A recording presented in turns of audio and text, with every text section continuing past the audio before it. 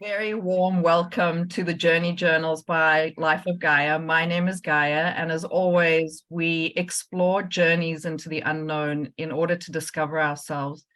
Now, today's guest is a very, very dear friend of mine, James Malsbury. Welcome, James. Thank you, Gaia. It's a pleasure to be here, an honor that you've asked me to share my experiences with you. Thank you. I so appreciate you being here, James, and sharing your story with all of us. And, having been on part of your journey with you, I feel that your story is one of great challenges, but also at the same time, like an incredible amount of resilience and also ending in a fair amount of rewards. So with your permission, I would love to jump straight in and have you share your story with us, if that's okay with you. That is resistantly fine. It's going to be a challenge for me. And I know, as you have, I just want to acknowledge,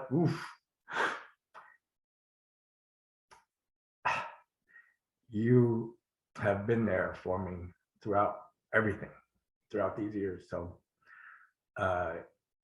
words can't express the amount of love and appreciation I have for you. Yeah, let's do it. Thank you. Likewise.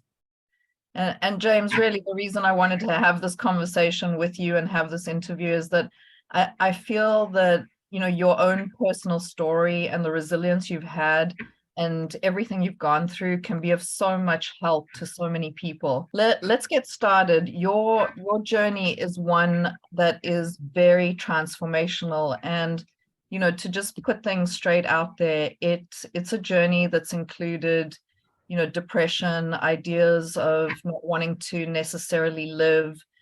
Where does your story start, and who were you at the time, and what were you going through?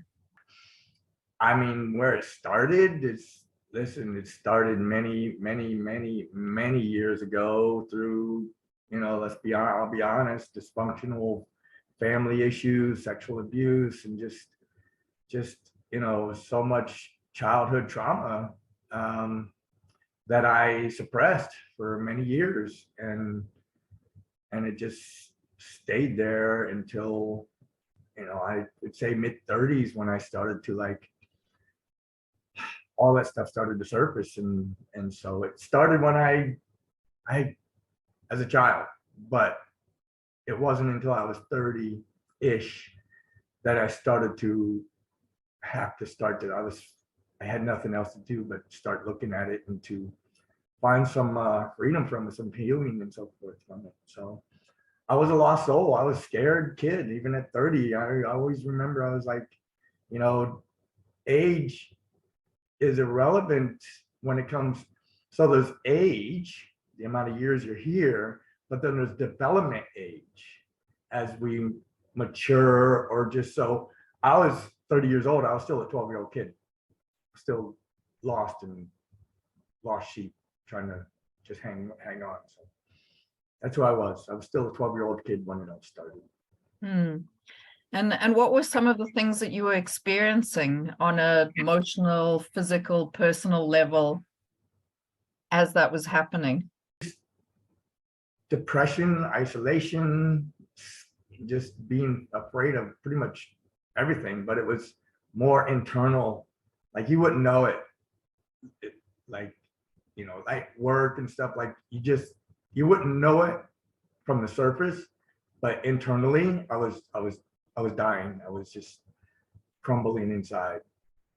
But I guess I was able to play the game, be the actor, and everything was fine.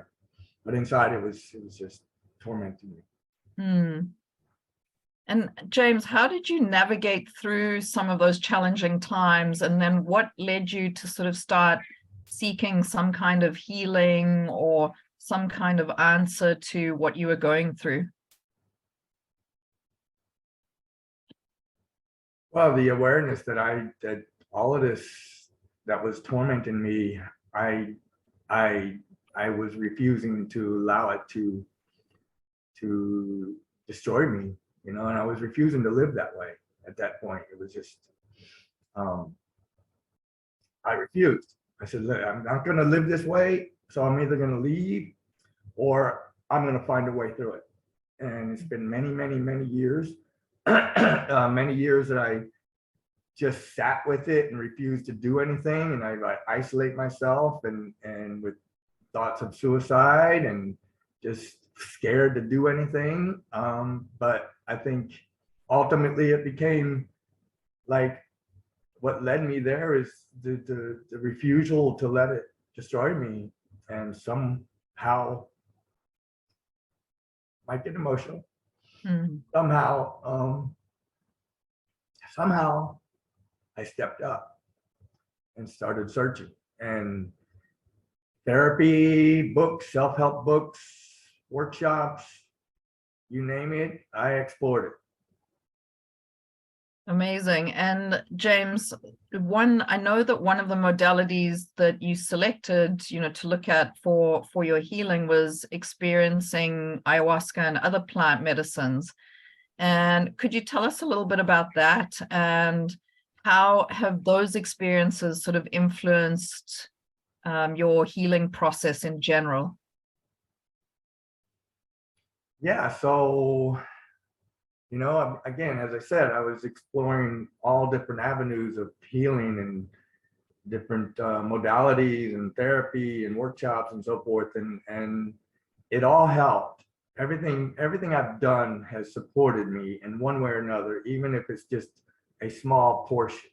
But it led me to another direction, and it led me to another direction, and then a fork in the road came, and I chose to go a different route, then another fork. And ultimately, I was introduced to plant medicines. And it really, the use of plant medicines begins to allow us to start to see things in a new perspective outside of our, let's say, outside of our ego, outside of our mind's way of seeing things. And yeah, and I remember the first time, and I won't go into the big story, but I remember the first time using plant medicine, the facilitator, I was about to pass out, or I thought I was. And he actually said, well, what happens if you pass out? And I said, well, I may die. And he said, well, what happens if what if you die? So he says, well, would you rather die or live the life you're living? And it was very profound to hear that. And I was at a state of, I said, if I pass out, let me die. Because I was refusing to live that life. And so I'd rather not be here. And then the medicines just allow us to gain new perspectives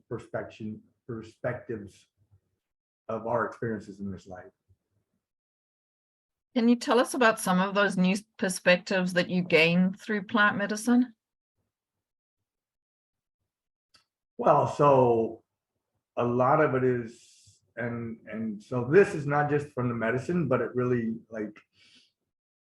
it's the stories we make up about our experiences and about ourselves and about our life and about life in general. And it just change your perspective and you change your life. And it's not as easy as it sounds, but it is, for me, it holds so true. It's how we perceive the experiences that creates the story. And so if you can change your perspective, you change your story. And the medicines really supports us by getting outside of ourselves. So let's say we're here in our head and all we see is what's in our head. But then with the medicines, you start to see the bigger picture and how minuscule that one experience is in life in general and in our lives, in my life, and how unimportant it is. Yet in our heads, in my mind, I made a huge mountain, which wasn't even a little pebble in the bigger scheme of things. So the medicine supports us with allowing us to see things differently in that sense, like that.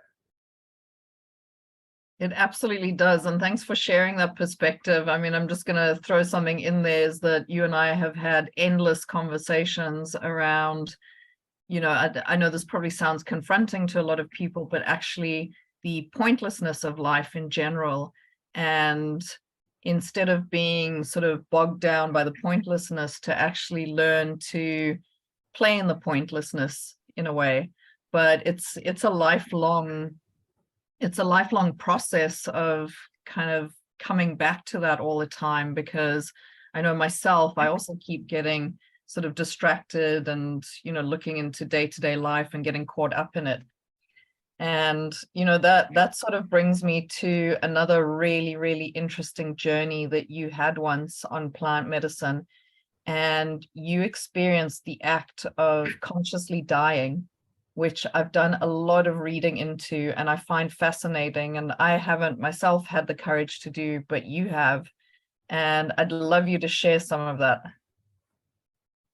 Yeah, well, first, let me just share that one of the obsessive thoughts in my mind for many years was, what's the point of living, because we're just going to die? And that was so debilitating for me. And it hasn't necessarily just disappeared. But for many years, it was debilitating.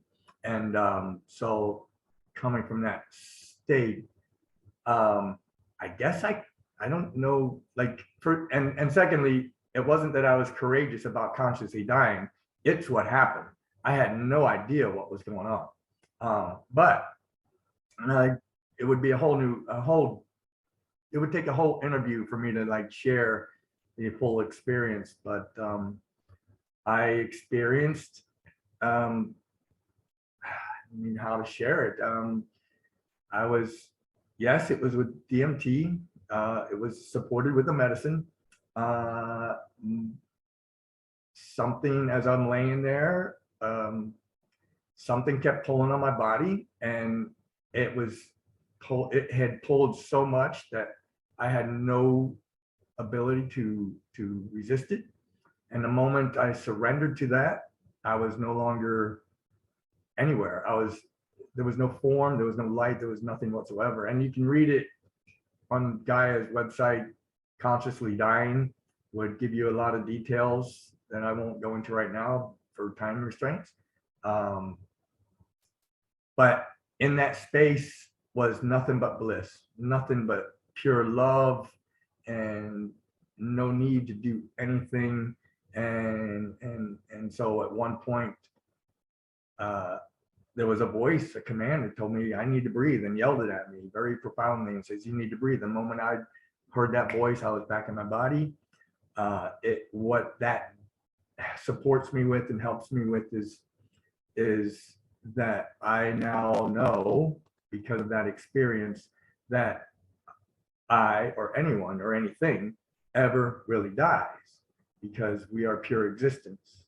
This is what, and it's helped me in when that voice comes up, what's the point of anything? We're just going to die. I don't believe that anymore. I know personally that I will never die. I will always exist. And so that's been very supportive in my allowing myself to just be here and not worry too much about this dying that we're supposed to be doing.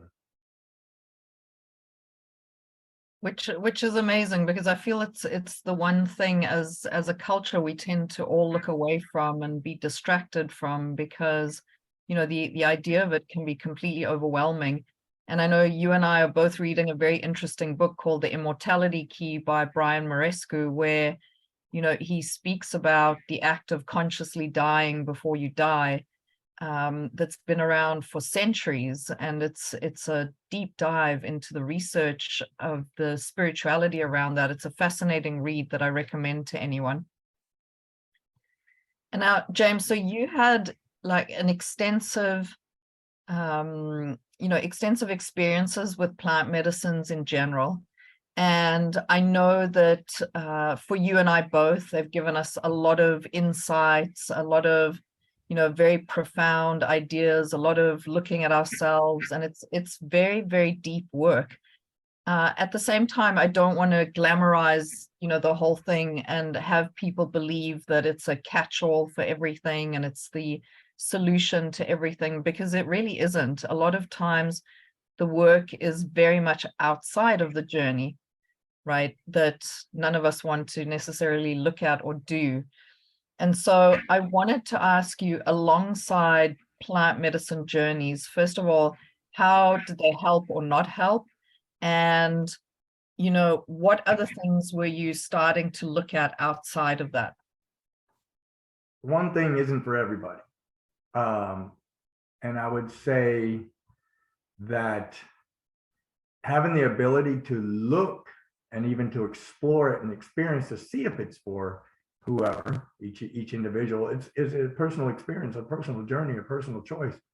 I'm blessed that I've had the courage to step into it, and it has supported me in many factors, and just to one, for the consciously dying, that alone was the most, probably, yeah, not it probably, it was the most profound experience I've ever had with all the journeys I've done, and probably will always be the most profound. I mean, what else is there? I mean, to come at peace, to take our last breath is, I mean, if you can get to that point, to be at peace, knowing that there is no death, there's dying. Dying is one thing, death is another. Everything dies. My body will die, the trees die, the birds and the bees, they all die. Death doesn't exist. Not in my personal knowing, not in my personal belief. It does not exist, because I had the most profound and beautiful experience to experience myself as pure existence. And more importantly, I am aware of that existence. But I have journeyed down many different paths, and not just plant medicines, many workshops. For instance, Landmark Forum 101 was a very profound workshop that I've taken, and it gave me a lot of courage to look at myself, and yeah, and therapy. So you can go to therapy, so it's all about taking action, right? So the work isn't taking the medicine, the work isn't going to therapy or a workshop. I mean, that's the beginning. The work happens when you wake up the next day. The work happens every day you wake up. Every moment in your life is the work. That's the work. Okay, you get insights, you get knowledge, you get awarenesses through therapy, workshops, and books, and whatever path you're choosing, you're getting knowledge and understandings and things to use in your life, right? But the work happens when you get up and you start implementing those practices and those awarenesses. That's the work. So lately I've been saying, look, there is no practice in life. Life is happening in every moment. Every moment life is happening. But there's a practice how you show up in life. And that practice is every moment. And it starts with the awareness of yourself. Self-awareness is the key. It's not number one key. It is the key that starts the transformation of anyone's life. Anyone's. You have to be aware. Without awareness, you can't change anything. Not to say you have to change anything. Maybe you might. Listen, I was just fine in my depression because I was comfortable, even though I didn't like it. I knew it. So stepping into the unknown for humans is one of the scariest things to do. We don't understand something, we ain't touching it unless you got the courage to step into it. And for me, I was no longer going to live my life the way I was living. And so I'd rather step into anything than to stay in that. Yeah, incredible, James. And I know that part of your journey, and part of the depression and part of dealing with it and part of coming to terms with it, there's, like you mentioned, self-awareness is the first step. And then I feel like self-love is also a huge component of it, and, sort of being there for yourself. And, I know that part of your journey also involved exploring antidepressants, for example. Could you speak a little bit about that? Because I feel like, yes, plant medicines are one solution, but healing can come from all sorts of different areas, and each thing is individual for each person. And to not exclude anything, because each part has its value. Yeah, absolutely. I for many years I refused to take prescription drugs. I mean, I would go to Ayahuasca, I would go to Peru and drink their ayahuasca, but I refused to take the prescription drugs just because in my head I just wasn't going to take it, because they're going to put me on a medicine for all my life and I got to stay on it, and does it really work? And I attempted to try it years ago and it didn't really work. So I went different routes until post-COVID. I mean, pre-COVID, I was still dealing with anxiety. Even through all this medicine that I've taken, I was still coming home in this lonely state. I just could not find the source of it. And, I was dealing with anxiety and depression and ideas of leaving this earth and running in front of a train. And then COVID hit, and post-COVID, it went to a whole new level. And I checked myself into a psych ward 2 years ago, come August, Labor Day weekend, checked myself in a psych ward. And I surrendered. I said, look, okay, I voluntarily went in because if I didn't, I wasn't going to make it that weekend. At least that's the story I told myself. And they started me on Zoloft and they started me on meds. And I said, I don't care. Give me whatever you got. And I surrendered to it. And 2 weeks later, I woke up and I'm like, looked in the mirror and said, who the F are you? Because you've never been this happy. And so I was amazed. Just one little pill changed the way I saw myself. And then they go on a little further. So I'm like, I have to know myself, right? So I was doing other things that they told me was doing the same thing. So I was doing two different things at the same time, telling me that, oh, this is working and this is working. So I like, okay, well, I have to know which one's working. And so, of course, I didn't want to take the Zoloft. So I stopped the Zoloft. 3 days later, I was back in my depression and anxiety.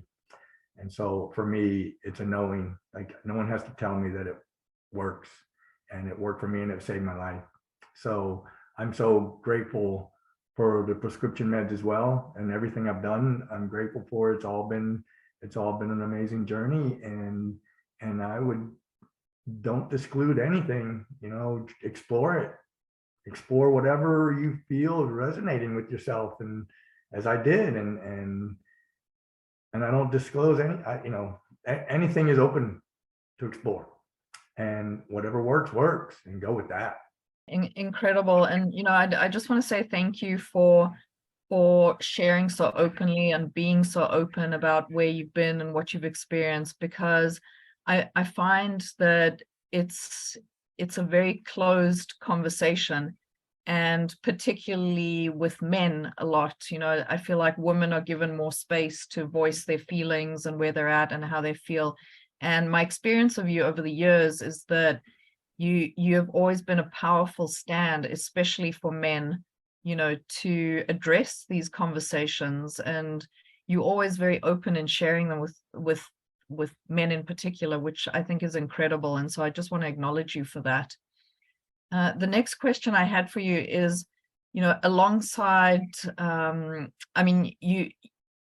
have your experiences in general with plant medicines, with antidepressants, with ayahuasca, with all these different modalities shaped your understanding of, mental health, well-being, and integrating these different approaches into your own healing and the healing of those around you? Life is a puzzle. No one gave us a picture on how it's supposed to look. what piece goes where, what fits where. So we're kind of thrown out in this world, and and then we have experiences and things, and that's not always fun. The traumas, and I always say, look, if you're having, we're not human, but I won't go there. If you're having a human experience, you've got stuff. It's just part of life. So now we can suppress it like I did for many years. And eventually, it's going to bubble up and the volcano is going to erupt. And ideally, it's best to like find some vents and some avenues to let it flow out instead of bursting. And God knows what happens when a volcano bursts. Yeah. So I think everything I've done is just a piece of the puzzle, and I integrate everything I've learned from and experienced, and I just try to put it all together in one big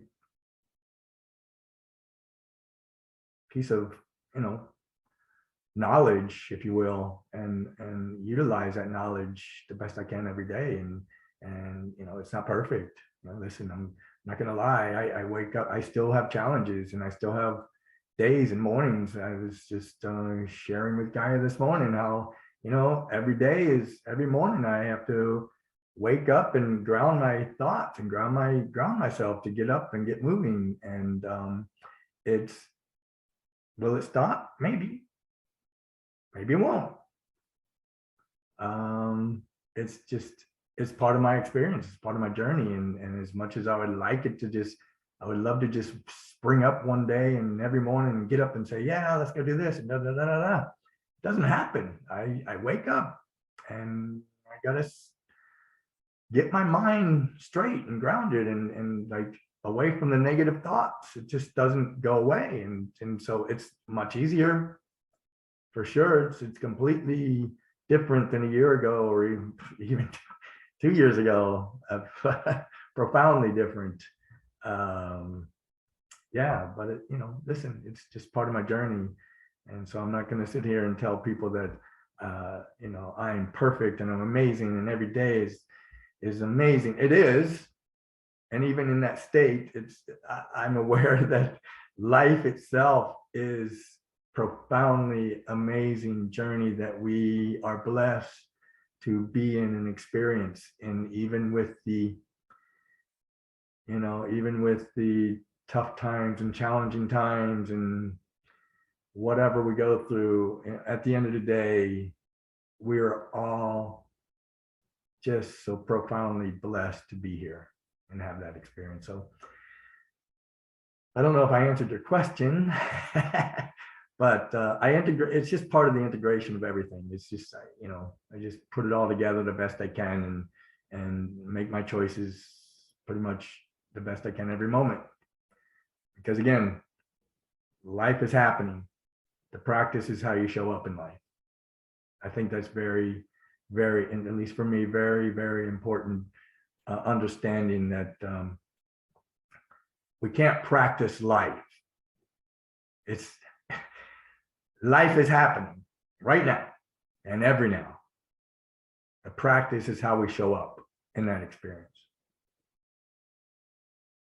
Yeah, and I have to say, you are showing up remarkably well. I mean, a lot of people don't know sort of the background and the evolution and where you came from, but I'm just so inspired by you because I just, you are so incredibly resilient. It's amazing. And I wanted to talk to you about that because over the years you've come up with a whole lot of different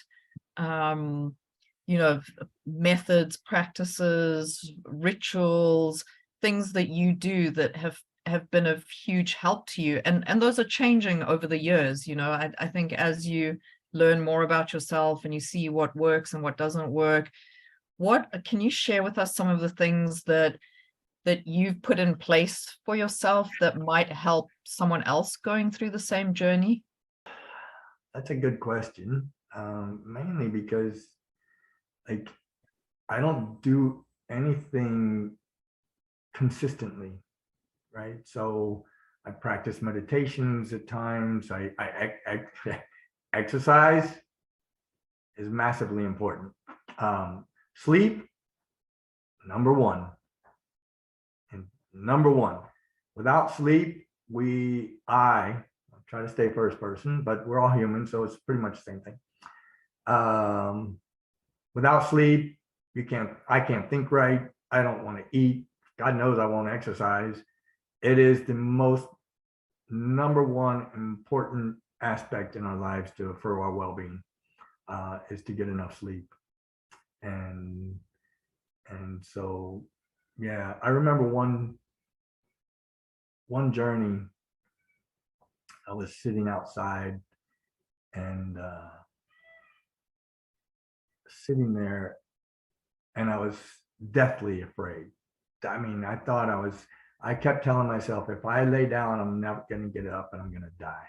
And so what came to me is what I call consciously breathing.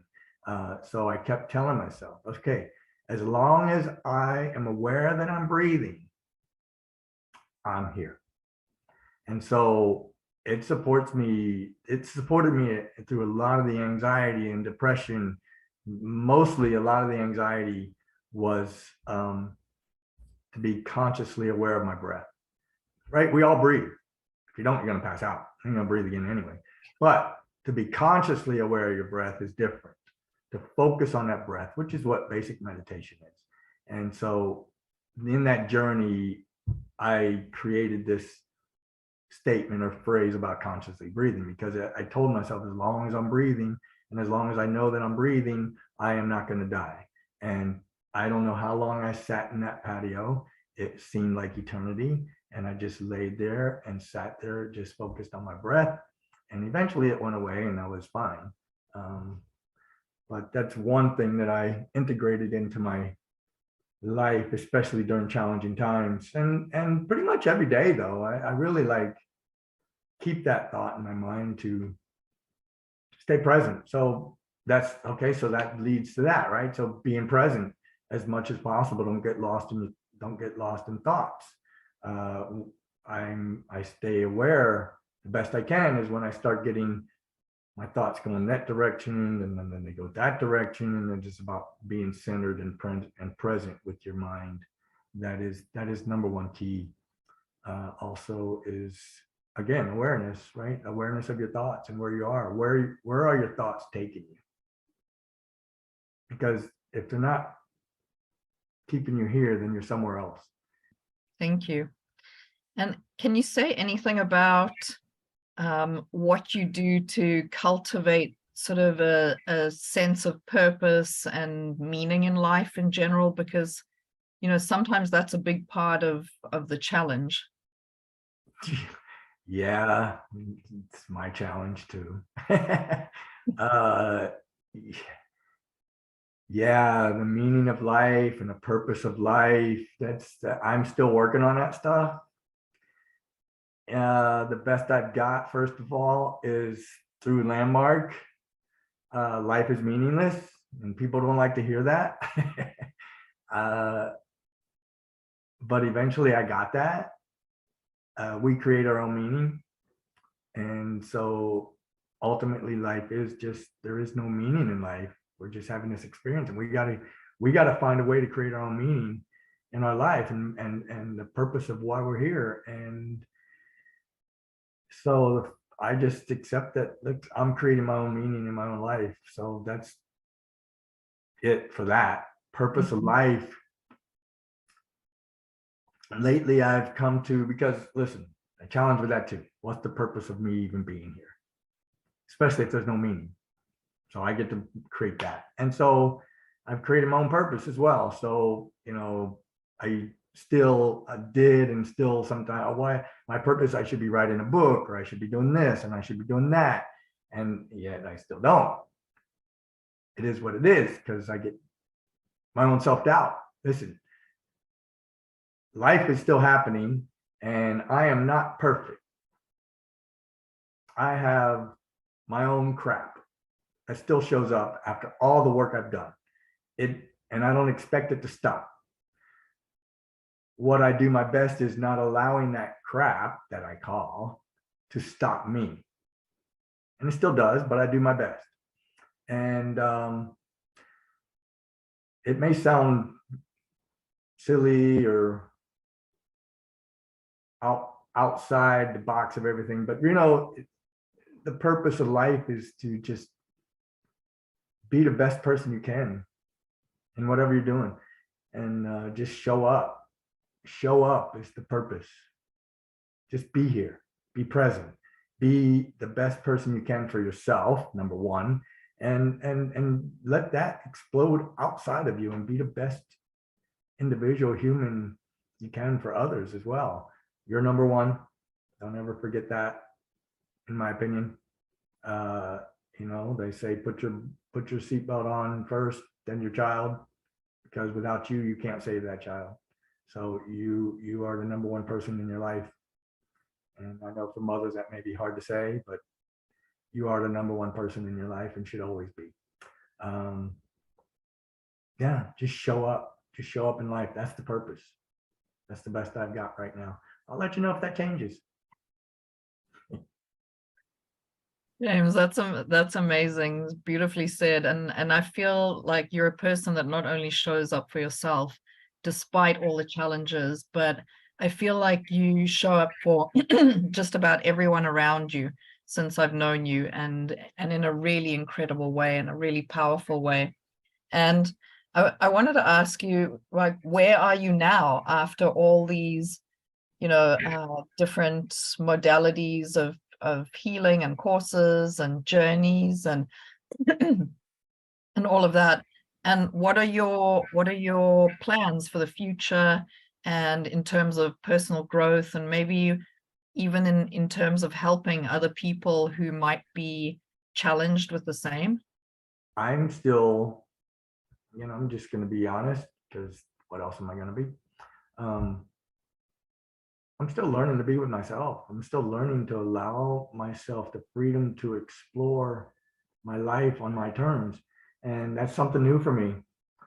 I've always been in relationships that I didn't have to choose. I let other people like lead my way, and then I get resentful because I didn't make the choices. So, and some people might disagree with that, and that's okay. I'm not here to sell it.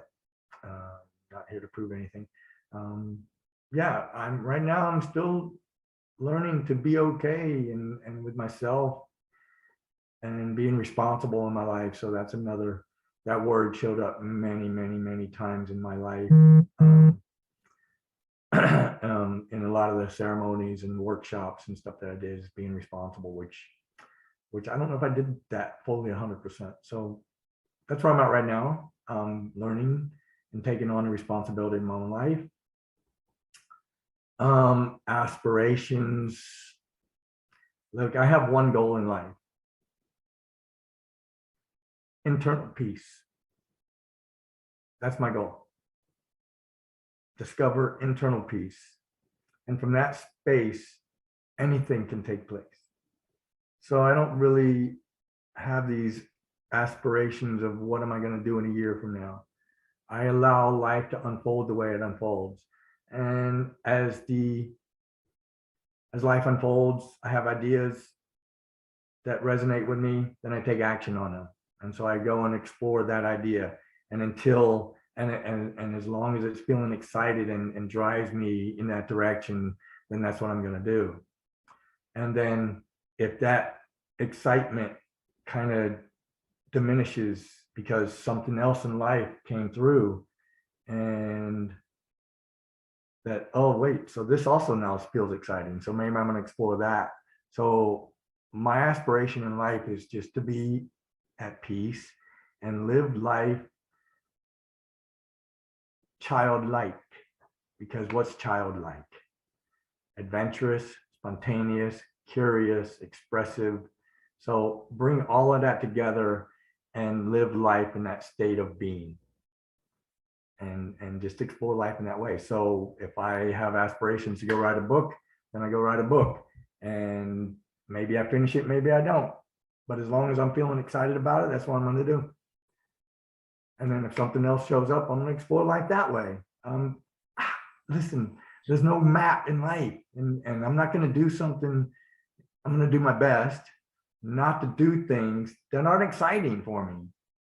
I mean, what's the point of doing it if you're not even happy about it, or it doesn't excite you? I mean, then what's the point? It becomes like just mundane. Oh, I'm just doing it to do it. No, I want to feel excited about life. Do I always feel it? No, but that's my goal. That's my aspiration. And if I was to share anything, listen, that's what everybody should be doing, could be doing. Get excited about life. God, life. Oh my God. Life. Explore your life with excitement. Bring it on. Step into life. Go into those things you don't understand. That you don't know. How do you know anything if you don't explore it? And how do you know what you might explore, you might experience? Just because you don't know, so we stop. I stopped, and I still do. But I do my best to no, go experience that. Because if it feels exciting, then go do it. That's the whole purpose of life, is to explore it. And I'm talking to you, but I'm talking to me. Go explore life. Be excited about. Be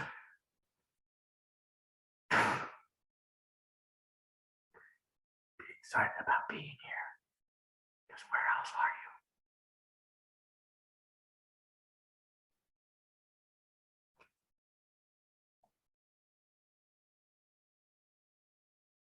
you? Yeah. Oh, yeah. I hear you loud and clear. And I also feel that, despite all the challenges that you've been through, I feel like you've had the courage to go deeply within yourself and to do the work that needs to be done. And I realize that it's on an ongoing basis. And I love that you follow excitement and where it takes you, but I feel at the same time that as you are starting to understand yourself and see yourself and love yourself and be with yourself, that life is automatically rewarding you in so many ways. I just see over the last, probably year or so, how you've moved into a new house and you've had an incredible promotion and you've got 2 beautiful pets and you're surrounded by deep friendships and people who love you and you're a stand for them. And so I feel like as you growing and sort of stepping into yourself, that life seems to be rewarding you from a lot of different angles. It's beautiful. Yeah, I mean, so listen, some things may sound like woo stuff, but I mean, it is, we attract what we become, right? We attract, it's the mirror. The universe is a mirror, if you will. I mean, life brings you what you give it. And God knows I've given it a lot of shit, and it gave me shit. And then I'm like, oh, why is life happening like that to me? And why me? And that I victimize myself about it. And so through the work and through different experiences. And yes, plant medicines are very, very profound in changing how I began to see life itself. And the more I show up with excitement and playfulness and spontaneity and being expressive and just spewing love for myself and let it spew outside of myself, life just says, yeah, let's have some more of that.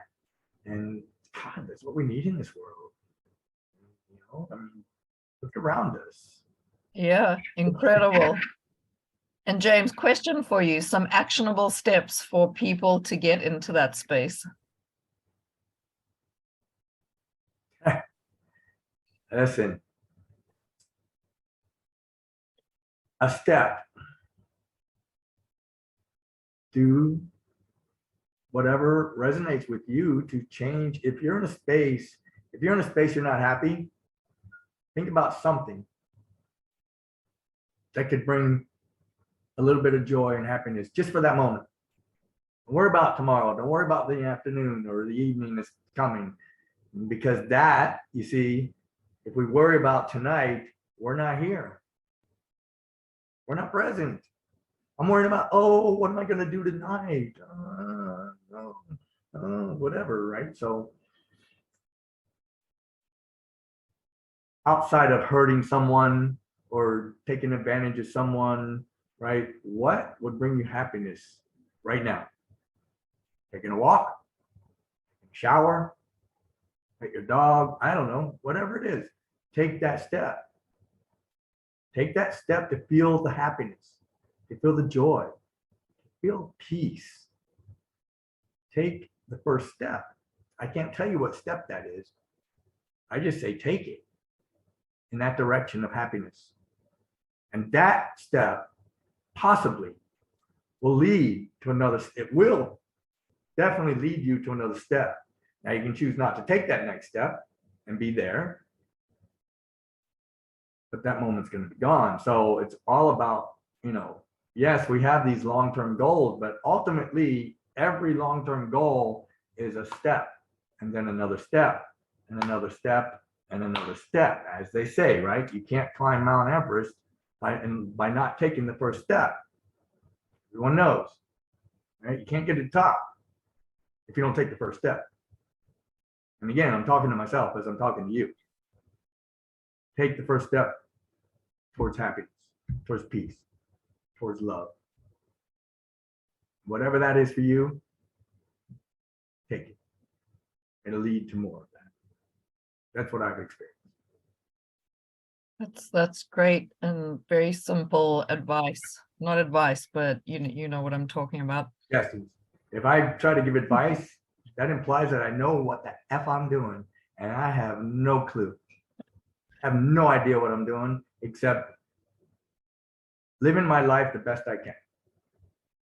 So Yeah, and we can only really make suggestions based on what are on our own experiences, really. And I feel at the end of the day, there's really not too much we can teach anyone else, or at least I don't feel like I can teach anyone else anything. It's, the job is to do my own work and end of story.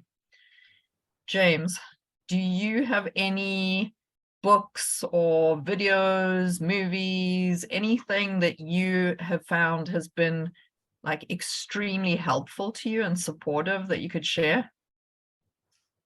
Yeah, so probably Untethered Soul by Michael Singer. Beautiful book. Gives us the experience and showing us how, or at least the idea and the concept that we are not our thoughts. That was profound for me. And at the same time, I was doing Landmark Forum, which was also talks about the same thing. So they synchronized together perfectly for me. So those are two things that I would definitely suggest on anyone looking to look, looking inside yourself and explore any changes that you might want to see in your life. And I'm not saying no one has to change anything. But if you have a feeling that there's something about you want to change, everything begins with the thought. And so if you're not aware of what you're thinking, you're already going to have some trouble. So again, that's number one key, is to be aware, and to be aware of what is going on in your mind, and to be objective and honest about it, because we can distract ourselves to avoid the awareness of the thoughts that are going through our head. So Michael Singer's book Untethered Soul is amazing for that, and Landmark Forum as well. Yeah, outside of that, I mean, look, again, it's everybody's individual journey. So, but I can tell you that I believe, and for me, once I started looking, that what I needed showed up. And so as I continued my journey and working through within myself and looking for different things, it showed up. And so ultimately what showed up for me was the medicine. And it may not show up for you, or it may. I don't know. But I would say my suggestion is, if it's something that shows up for you and you're holding back because you don't understand it, you might want to consider exploring it. Because we don't understand, we don't do things out of fear because we don't understand it. I mean, I'm not going to go into wars and politics, but we don't understand a religion, so we go against it because it doesn't suit us. But yet it's that it's wrong. He says we don't understand it. And that's part of your human nature, is to fear things we don't understand, in my opinion. And so I would say, if something shows up for you and it kind of like it shows up more than once and you're holding back because if you don't understand it, you might want to consider exploring it. And okay, you do it once, doesn't mean you have to do it again. James, one final question. What is your overarching message to the world? Discover internal peace. It is everyone's sole responsibility to care for their own soul, whatever that is for others. I mean, those are just words, but internal peace. Listen, how we show up for ourselves is how we start to see the world.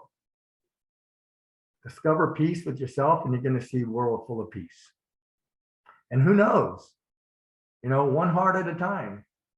Maybe, it's a catalyst, right? So maybe enough people start finding peace with themselves, all of a sudden the world begins to change and becomes a more peaceful place. I mean, I can't control what goes on. 99% of the stuff, no, I'm sorry, 100% of the stuff around me in this entire world, I can't control. The only thing I have, and it's enough work for me to discover my own inner self-love, my own inner peace, my own self-worth. And it's been a lifelong journey just to come to where I'm at. And it's, and I still got to, when I don't have any, when my work is done, then I won't be here. The work will not continue. Neither will the playfulness. So yes, there's work, but it's becoming a lot easier and a lot more exciting to step into it. I like to think that I've gotten through enough of the crushing experiences that it becomes a lot easier. So inner peace, discover self-love, self-respect, respect yourself, find a way through that, and find self-worth.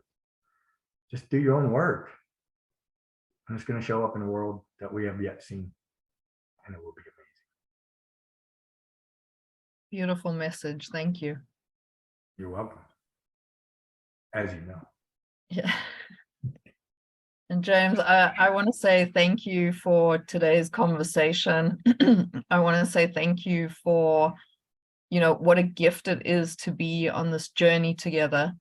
For me, you've always been hugely inspiring. I'm very grateful for the depth of conversation that we have between us and that we share. And one of the few people who has the capacity to go to certain places, that most people don't, in conversation and personally, which I'm hugely grateful for, because I wish there was a lot more of it in the world. And yeah, I want to acknowledge you for your strength and your bravery and your courage, and for the stand that you are in the world, and for your absolutely ginormous heart, like in every direction. And you have it even despite whatever challenges you're going through, which I think is amazing. And you're a pretty powerful example for the world in general, and for men in particular. And so yeah, it's been a gift being able to spend this time together and have this hour together and just talk and be with each other. And you know, hopefully this is a message that gets out to the whole world. And again, congratulations on your journey.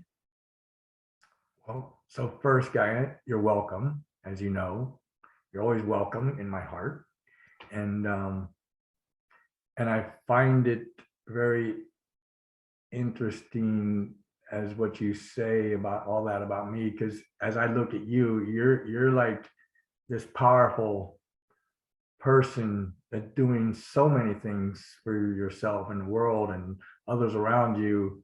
And my own conversation around myself is like, how come I'm not doing as much as she is? And so for you to say that, I mean, I'm very grateful for you to see me like that, because you do an immense amount of work in sharing your experiences and getting others to support sharing theirs, and just the work you've done is just profound. And I can say from the bottom of my heart that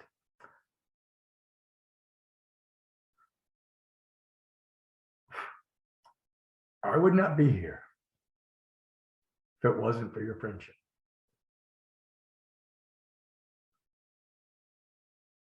So words can't even express how grateful I am. And I'm gonna, as you have taught me to say, you're welcome.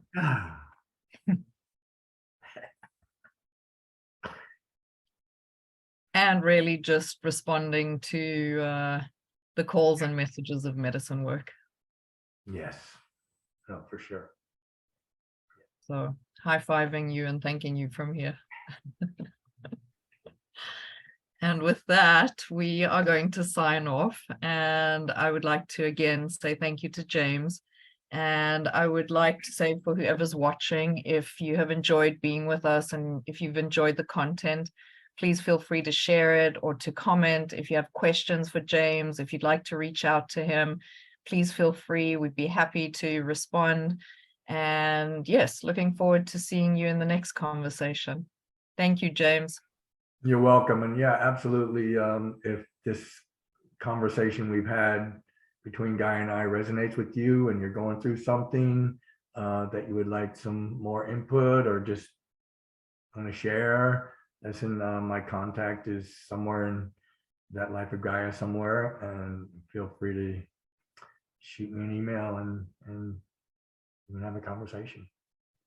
And I wish you all the best in your journeys and discovering the light that you are, and just discovering who you are and being and showing up that way.